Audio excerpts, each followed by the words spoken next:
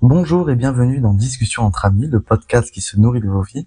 Aujourd'hui, j'ai le plaisir de recevoir Pierre pour sa deuxième partie de récit, la première étant disponible sur le podcast. Je vous souhaite une bonne écoute. Voilà, on se redit bonjour.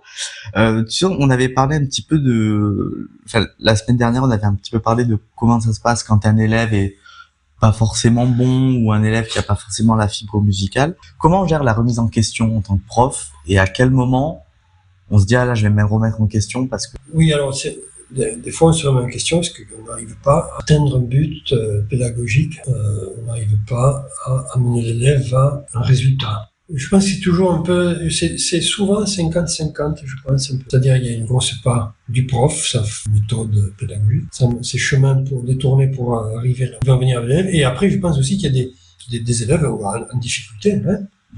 Il y a plusieurs sortes de difficultés aussi. Donc, il y a des élèves qui n'arriveront jamais. Okay. Donc, c'est pas la peine ça, il faut le savoir quand on le sait. C'est pas la peine de désespérer. Il faut faire avec. D'autres qui vont y arriver un peu, hein, petitement, mais ils vont y arriver. D'autres qui sont pas du tout doués, mais qui travaillent. Moi, j'aime bien les élèves qui sont pas doués, mais qui travaillent et qui s'accrochent. Après, bien sûr, on aime bien les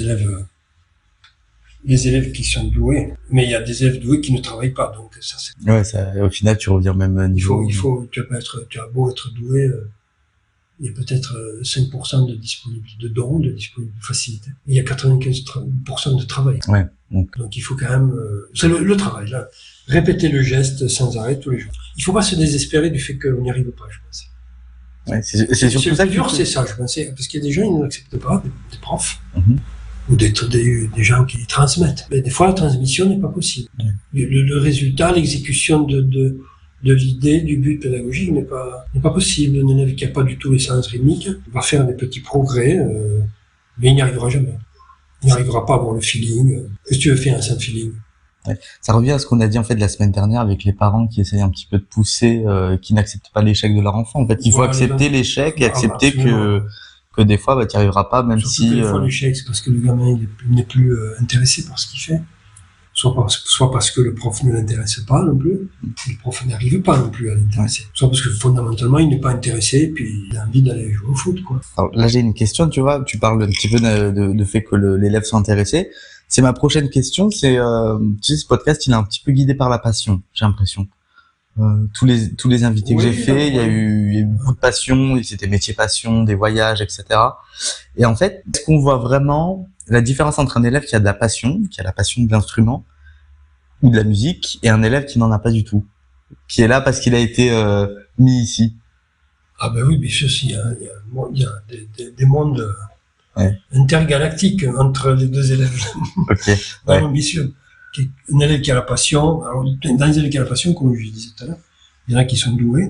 Plus ils sentent qu'ils sont doués, que ça vient facilement chez eux. Plus ils sont passionnés, ils s'accrochent et puis bon, ils réussissent. Puis il y a des élèves très passionnés qui sont très laborieux, comme je disais tout à l'heure. J'aime bien ces élèves-là aussi. C'est pas pareil, hein, et puis bon, il y a déjà un gros monde entre les élèves passionnés doués, les élèves passionnés, laborieux. Ok. Et après, effectivement, les mondes sont multiples entre un élève passionné qui va écouter, jouer souvent, hein, ce n'est pas tous les jours. Et puis un élève qui vient en cours et qui n'a pas touché son instrument de la semaine, et qui n'écoute pas non plus de musique, qui écoute des musiques qui n'ont rien à voir avec l'instrument qui travaille. Enfin, il y a plein de cas de figure, de toute façon, mais il y a quand même, oui, une grande différence. Alors, tu vois, comment on gère justement un élève qui est arrivé ici, hein, donc à l'école de musique avec la passion, qui petit à petit ne l'a plus? Est-ce que en tant que prof, on peut essayer d'y remédier ou en fait on voit les choses, on laisse faire? Non, mais il y a des fois, il y a des élèves qui, à l'adolescence par exemple, travaillent moins leur instru parce qu'ils ont rencontré quelqu'un, par exemple, une fille ou un garçon, et c'est normal. Ils sont en train de développer autre chose. Donc ils passent moins de temps à l'instrument. Et petit à petit, c'est pas qu'ils s'en détournent, mais que petit à petit, ça s'en ressent quand même sur le travail, quoi. Ouais. Mais ça, c'est normal, je trouve. Après, il y en a qui maintiennent une stabilité de passion plus ou moins toute leur vie. Puis il y a des moments où aussi, des moments où tu es fatigué, tu n'es plus passionné. Il faut se reposer un peu pour réactiver la passion. Donc, on peut prendre quelques, je sais pas, 2-3 semaines et après revenir frais comme un gardon, on va dire. Ouais, ça dépend de ce que tu vis dans ta vie personnelle. Il y a des boosters de passion aussi. Si tout va bien, le boulot, l'affectif, tout va bien, ça permet de maintenir cette passion. Dès qu'il y a des affects extérieurs importants, hein, ça peut faire retomber la passion. Ou alors la passion est là justement pour combler un peu. Tu vois, il y a ces deux postures. D'accord, ok.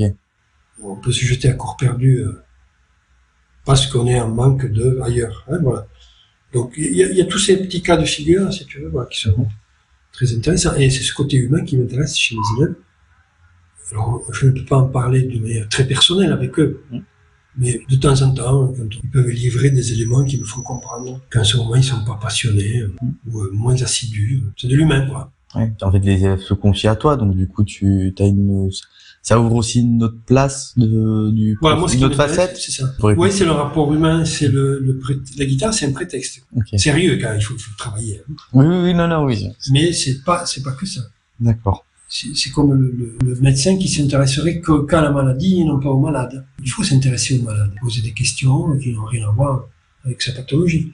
Peut-être qu'on va y trouver justement des choses intéressantes pour guérir. Donc, pour soigner. Donc, si tu veux, c'est ça aussi un peu sur quoi je compte un peu dans la relation avec l'élève. Ok. Ce rapport humain, s'il n'y a pas de partage. Si le prof face à un élève qui a l'impression que c'est le prof qui sait tout et que lui ne sait rien, déjà c'est pas bon.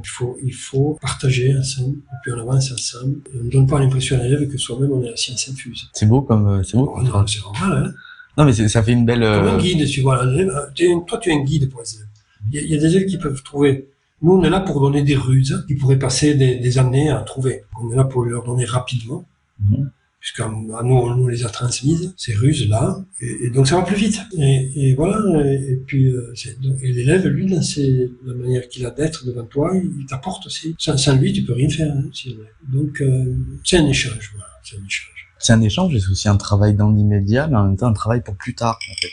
J'ai l'impression. Parce que c'est un travail on travaille, comme tu dis, maintenant, et c'est en cours. Mais plus tard, après, on a des ruses et c'est vraiment un travail pour plus tard aussi. Voilà. Et l'élève, il te permet toi d'améliorer tes ruses pédagogiques. Parce que tu peux chercher avec lui. Tu peux expérimenter avec lui ce qui marche pas. Ouais. Donc, et oui, donc c'est un labo, quoi. Les élèves, c'est un labo. Et puis, voilà. Après, c'est plus difficile pour eux d'imaginer que toi, tu es un labo pour eux. Tu vois qu'une fois par semaine. Hein, mais sur le plan de l'humain, tout ça, c'est quand même interactif. Je te remercie de ta réponse, c'est très intéressant. Tu vois, c'est fini. Là, on a fini la partie un petit peu cadrée, je dirais. J'ai une dernière question. Est-ce que tu as quelque chose dont tu aimerais qu'on parle aujourd'hui? Ça peut être n'importe quel sujet. Ça peut être un sujet sociétal, ça peut être complètement hors de sujet de ce podcast. Ouais, je crois. Le plus important pour moi, c'est d'essayer d'être bienveillant envers les autres, gentil, le plus possible, parce que des fois on est fatigué ou embêté par des soucis et on n'arrive pas à être suffisamment bienveillant. Il faut être vigilant sur ça, je trouve. Quand tu dis bienveillant, on va tous crever, donc autant être gentil les uns envers les autres le plus souvent possible. Ce qui n'est absolument pas le cas en ce moment, hein, partout, n'est-ce pas? Quand tu parles de bienveillance, est-ce que tu penses au fait d'être gentil ou de faire de bonnes actions, de simplement respecter l'autre aussi, en fait? C'est du respect, c'est être à l'écoute. L'élève, il faut l'écouter. Si tu veux lui donner ce que toi tu sais, c'est pas ça. Il faut que tu apprennes pourquoi, il faut que tu sentes pourquoi il n'y arrive pas, pourquoi il n'arrive pas à faire cet exercice. Donc il faut refaire un autre un sous-exercice, etc. Des chemins détournés donc ça, il faut être à l'écoute de l'autre. Okay. Et je crois que le plus difficile, c'est dans cette société, justement, c'est que les gens, et je le dis à mes élèves, l'exercice le plus difficile en musique, c'est d'écouter. Pas de jouer, mais c'est d'écouter l'autre. Voilà, écouter l'autre, c'est la structure du respect. Tu penses qu'on est dans une société qui s'écoute de moins en moins ou qu'on s'écoute plus individuellement et qu'on n'écoute pas assez les autres? Oh, les gens, oui, quand il y a des gens qui restent à l'écoute, mais les gens sont très individualisés maintenant, avec les téléphones, chacun sa machine. plus difficile. Puis même, quand on regarde, bon, c'est un petit peu digressif, mais quand on regarde un petit peu les psychologies, on a souvent des psychologies, des thérapies individuelles, pas forcément de groupe, et c'est vraiment quelque chose qui est tourné sur soi-même, en fait. On est dans une société qui est tournée sur soi-même. Est-ce que ça te fait peur un petit peu? Mais tu regardes une cour de lycée, par exemple, tu verras le nombre d'élèves qui sont penchés sur leur portable, au lieu de discuter entre eux. Donc ils ne se nourrissent plus d'un échange entre eux, ils sont là. Et avant, les gens, il n'y avait pas toutes ces machines technologiques. Les gens sortaient, les chaises dans la rue le soir, se racontaient des trucs, passaient du temps ensemble. Les familles même les familles, la famille, c'est chacun son téléphone. Donc il y a quand même, au niveau de la communication, il y a quand même une forte diminution, je pense, des échanges. C'est un truc qui te fait un peu peur, du coup. Pas peur, mais c'est vraiment dommage. Il faut travailler le fait de laisser son téléphone portable. Des fois, c'est difficile. Ouais, c'est vrai que c'est un peu compliqué dans cette société, mais en même temps, ça devient très, et puis on nous a bien attachés à lui. Beaucoup de choses avec l'internet aussi à la maison, administrativement pour des impôts, pour des démarches sur la santé, c'est très difficile, ça devient très difficile. Ouais. Non, c'est vrai que moi hier, alors pour le coup hier j'ai perdu mon téléphone, enfin j'ai été en balade, etc. J'ai perdu mon téléphone et en fait je me suis retrouvé à le chercher, etc. Mais pendant 4 heures j'avais pas mon téléphone, j'avais aucune idée de l'heure en fait, j'avais que la lune pour me repérer. Et c'est vrai qu'on se dit mais en fait je me sens un peu nu sur le moment, c'est vrai, mais ça va, enfin il se passe rien de... Survie. Ouais, voilà. Et je pense que ce serait intéressant quand même de mettre un petit peu, on a par exemple le mois sans tabac ou sans alcool, ou je sais plus. On peut mettre peut-être la semaine sans téléphone, tu vois, ou sans appareil électronique. Ouais, c'est ça. Et on fera une semaine guitare, une semaine... Ça, c'est très bien, on note ça pour plus tard, on le dira en haut. Tu peux lancer cette idée, elle est très bien. Je note. La semaine sans électronique. Et semaine sans électronique, voilà, ça veut dire qu'il n'y a pas de podcast. Ça veut pas dire que tu vas pas en faire après. Une pause, voilà. Une pause cast. Voilà, une pause cast. Une pause cast. Si je mettrai ça sur l'Instagram du podcast, on fera ça. Non, ça c'est dire arrêter, tout ça, toute cette technologie, c'est difficile, même difficile. C'est bien fait avoir, quoi. Oui et non en même temps. Où est-ce qu'on gère pas assez on n'a pas encore trop compris l'envers du progrès, c'est-à-dire qu'on a vu le progrès et tout ce que ça nous apporte. Et est-ce que tu penses qu'on s'est pas concentré un peu comme des guitaristes qui se concentrent trop sur la main gauche ou pas sur la main droite? Est-ce que nous on s'est concentré sur le progrès et pas forcément les contraintes que ça peut nous apporter, tu penses? Oui, alors pour les guitares, il faut essayer de se concentrer sur les deux, travailler des deux, quoi. On retient ça aussi pour... C'est pas facile parce que des fois il y en a une qui est en retard par rapport à l'autre. La main droite peut être en retard. Dans la vélocité, sur la main gauche ou inversement. Et c'est difficile de tout faire. C'est difficile de... Bon, mais je te remercie pour ta réponse, Pierre. Non, c'est pas... Est-ce que tu as peut-être un dernier mot avant de terminer ce podcast-là? Non, pas spécialement. Non. Attends, je te remercie de... Non, mais avec plaisir. Cette séance radiophonique, presque. Ouais, c'est ça, on est un petit peu comme... ça, avec un studio de radio portable. Exactement, ouais, je me déplace. C'est bien, c'est... Qu'est-ce qu'on peut te souhaiter pour la suite? Bon, d'avoir la santé. Que tout le monde ait la santé aussi. La santé. Que tout le monde soit heureux et gentil. Allez, voilà. La santé, tout le monde ait la santé. Et soit heureux et gentil, je précise. Heureux et gentil, on retient. Merci Pierre, merci pour ton temps, et je te souhaite plein de bonnes choses. Ouais, toi aussi. Voilà, c'est la fin de cet épisode. Je remercie Pierre d'être venu sur le podcast, et je lui souhaite une bonne retraite. Merci Pierre et à bientôt pour un nouvel épisode de Discussion entre amis.